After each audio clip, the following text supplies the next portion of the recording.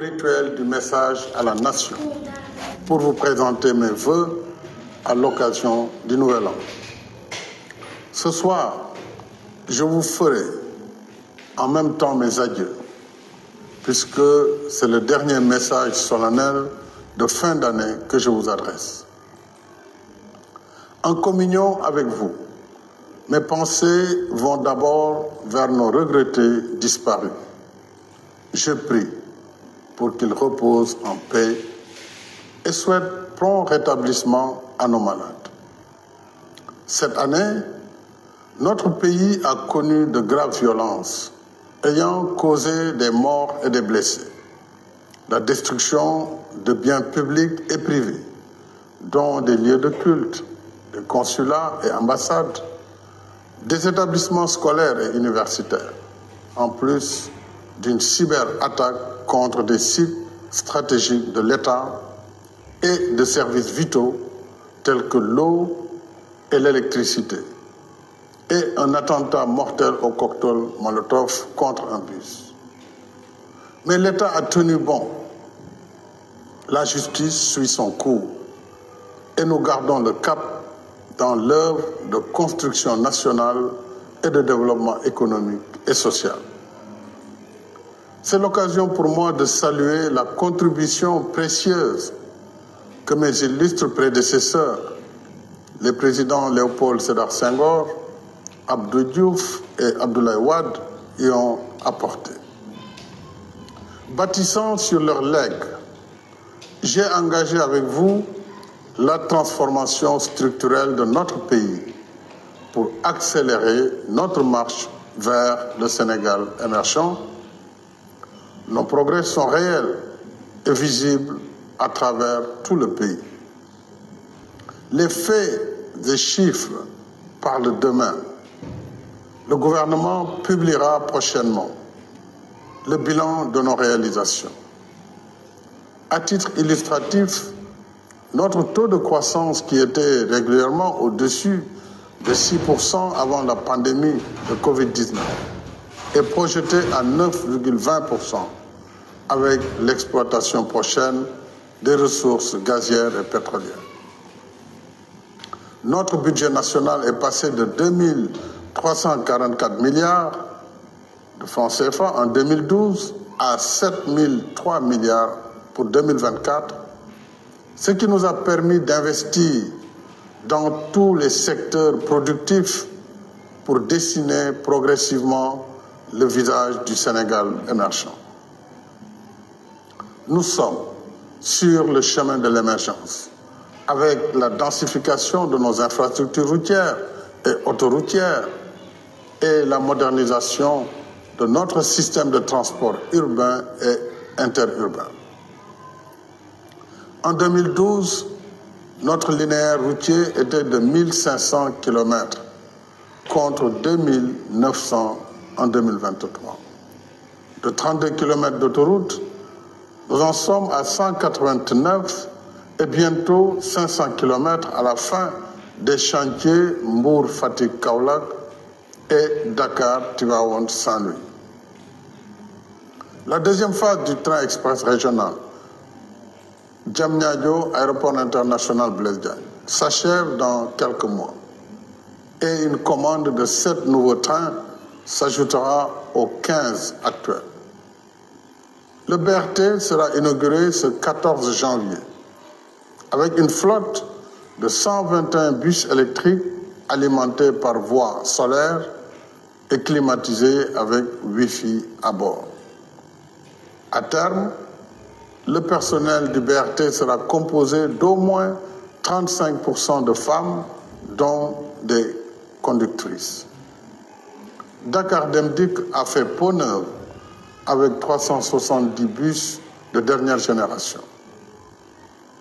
Le Sénégal émergent, c'est le lancement prochain du premier satellite de notre pays, conçu et réalisé par nos propres ingénieurs.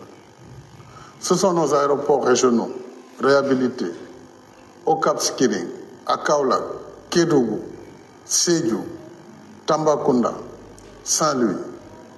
En attendant la livraison en 2024 des chantiers de Kolda, Linguère, Ourossogui, Matam et Ziguinchor.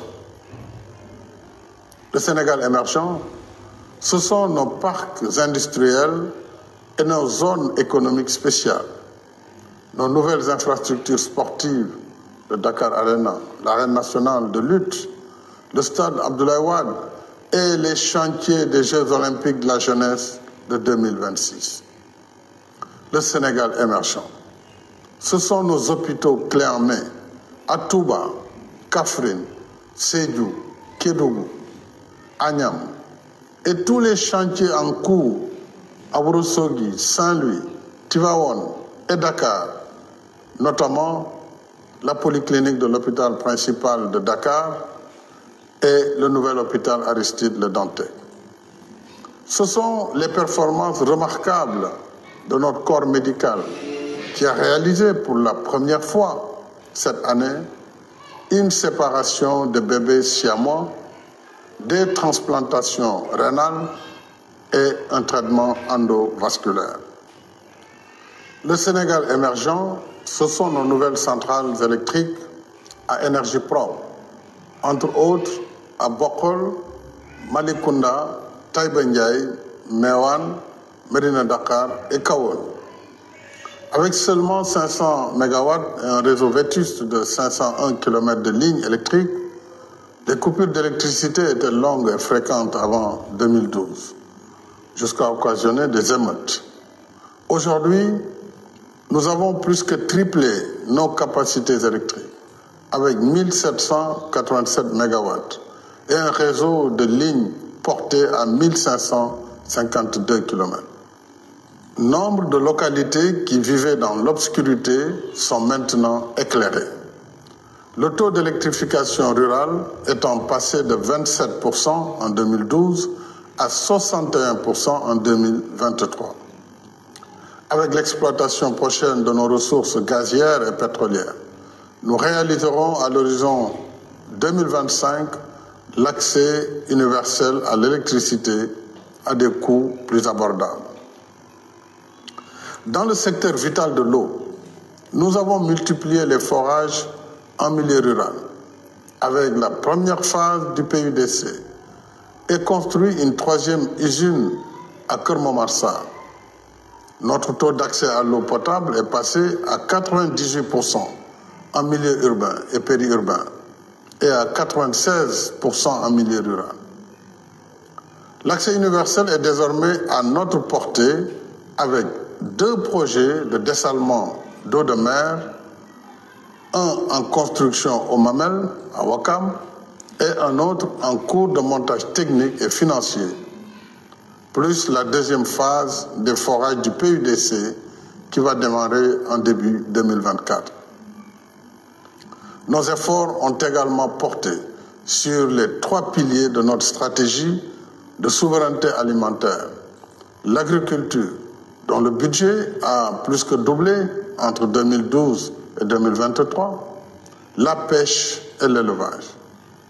Ces 3 secteurs continuent de bénéficier de financements massifs pour les infrastructures et équipements, les intrants, la transformation des produits, les gilets, pirogues et moteurs, les cultures fourragères et l'amélioration génétique des espaces végétaux et animaux. Il en est de même pour la culture et l'artisanat, où s'exprime le talent et le génie créateur de notre peuple. Avec le Fonds de développement des cultures urbaines et des industries créatives et le Fonds de promotion de l'industrie cinématographique et audiovisuelle, nous soutenons nos artistes, hommes et femmes de culture. En outre, je lancerai prochainement le chantier du mémorial de Gorée. Et en faveur de nos artisans, nous avons créé de nouveaux villages artisanaux à Bambey, Fatick, Kaffrine, Kébémer, Linguère et Tivaouane. Les chantiers de Kédougou, Matam et Vélingara étant en cours de finition. S'y ajoute la zone d'activité des mécaniciens et professionnels de l'automobile, avec 488 ateliers établis sur 60 hectares.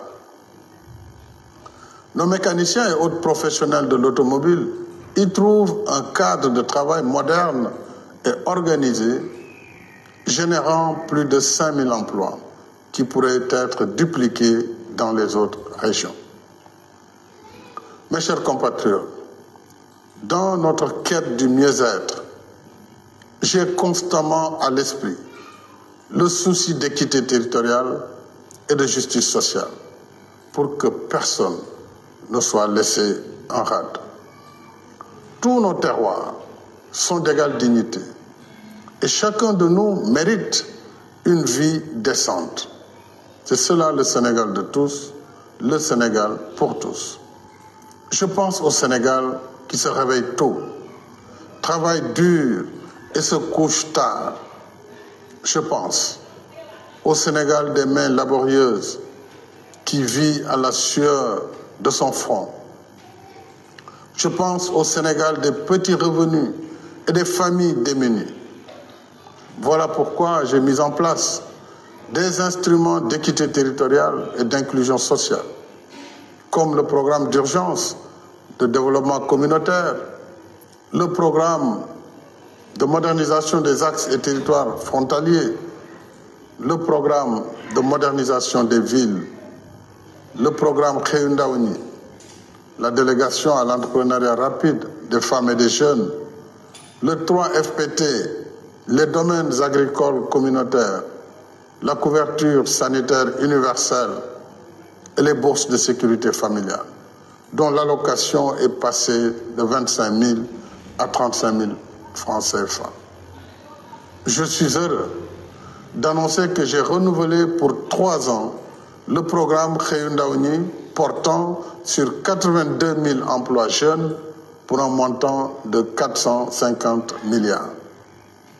Grâce à tous ces instruments actifs sur l'étendue du territoire national, nous avons amélioré le cadre de vie de nos villes, construit et réhabilité des lieux de culte, créé des emplois et autres activités génératrices de revenus.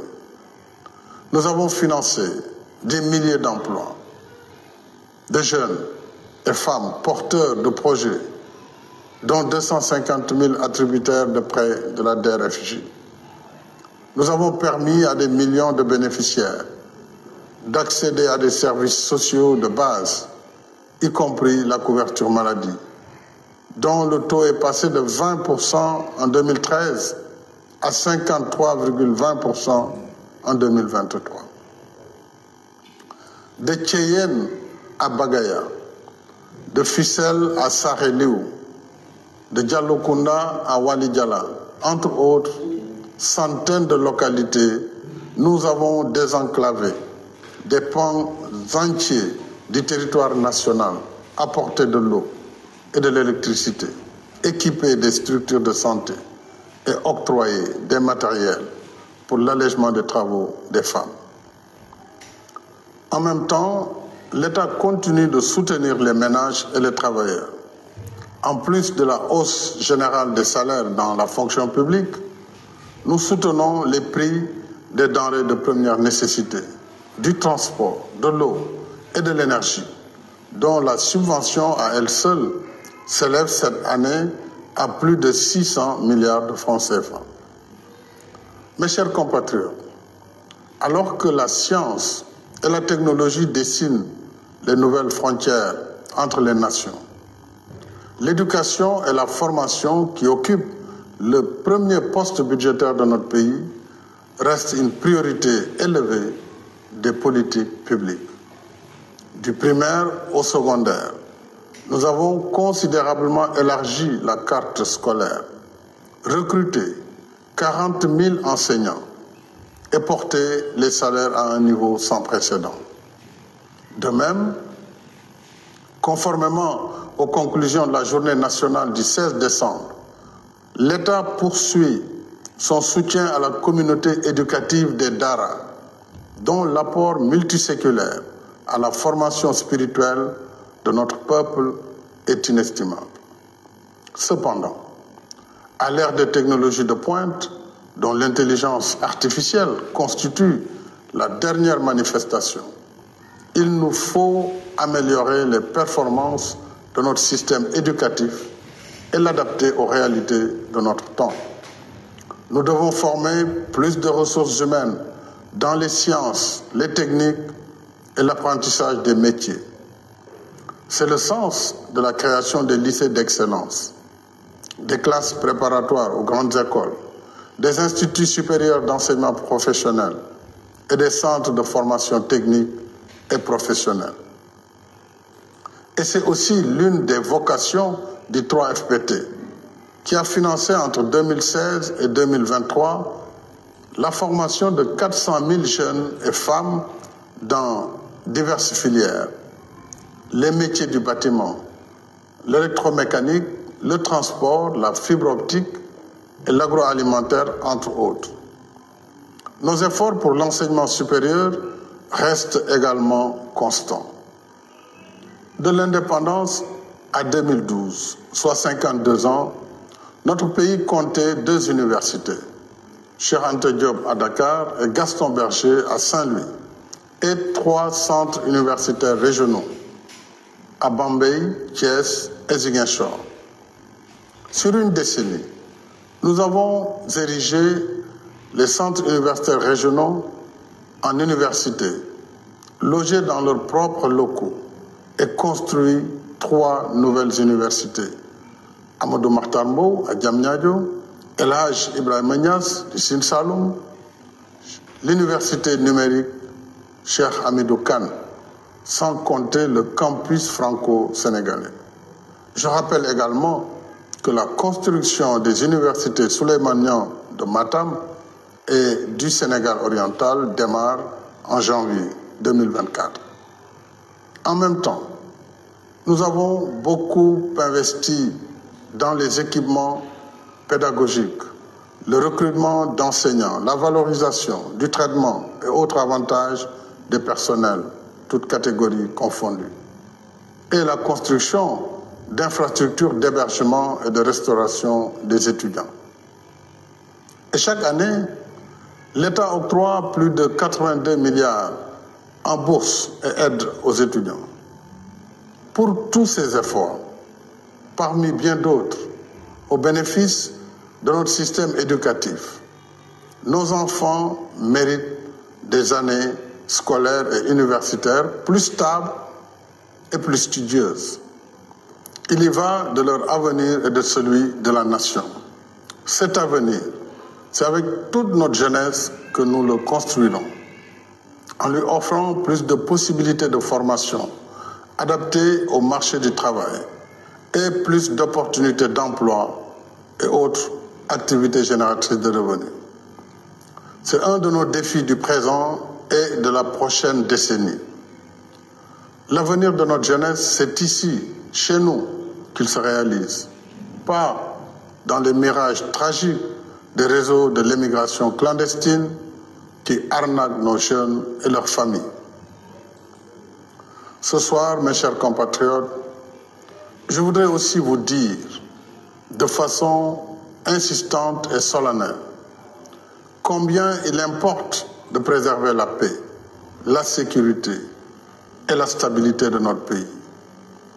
La paix revient en Casamance, comme l'illustre la cérémonie d'incinération des armes le 23 décembre dernier à Mamatoro. À la faveur de l'accalmie générale et des efforts de reconstruction en cours, tous ceux qui acceptent de déposer les armes ont leur place au sein de la nation. C'est l'occasion pour moi de saluer et remercier nos forces de défense et de sécurité, toutes composantes confondues, pour leur engagement professionnel et patriotique. Avec la montée des périls, nous avons considérablement renforcé leurs effectifs et moyens opérationnels, en plus de l'amélioration de la condition du soldat, y compris les pensions de blessés et mutilés de guerre. Dans un monde de conflits et de violences sous toutes ses formes, les temps sont troubles et incertains. Nous devons sans cesse nous convaincre que rien n'est définitivement acquis. Tout peut basculer quand la paix est rompue, quand l'extrémisme, le populisme et la manipulation s'emparent des esprits, banalisent la violence et imposent le faux à la place du vrai. L'extrémisme, la manipulation et le populisme sont les ennemis mortels de la démocratie, de l'État, de la République et de la nation. C'est pourquoi j'appelle instamment à la préservation de notre vivre ensemble pour que notre pays reste une nation unie dans sa diversité, dans la paix, la sécurité, la stabilité et la protection de notre héritage spirituel et socio-culturel. À présent, mes chers compatriotes, je voudrais vous remercier et vous dire ma gratitude. Quand je sollicitais vos suffrages en février 2012, je n'avais plus aucun mandat électif. Par 2 fois et à une majorité confortable, vous m'avez investi de votre confiance. C'est un honneur suprême en démocratie. Cet honneur, je l'ai toujours considéré non comme une source de privilèges, mais comme une éminente responsabilité et un devoir sacré d'être à votre service, de travailler jour et nuit pour mériter votre confiance. Toute œuvre humaine est imparfaite, mais quels que soient les critères d'évaluation, le Sénégal de 2023 est sans commune mesure avec le Sénégal de 2012. Je suis fier d'avoir réalisé avec vous cette séquence de notre histoire, un legs qui témoignera pour nous demain.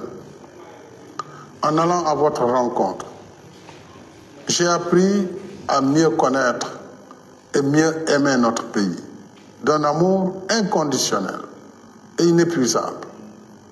Voilà pourquoi je ferai en sorte que l'élection présidentielle du 25 février 2024 se déroule comme les précédentes, de façon paisible et dans les meilleures conditions d'organisation.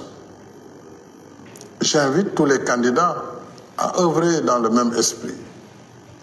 Tous ensemble, allons aux urnes dans le calme, la sérénité et le fair-play.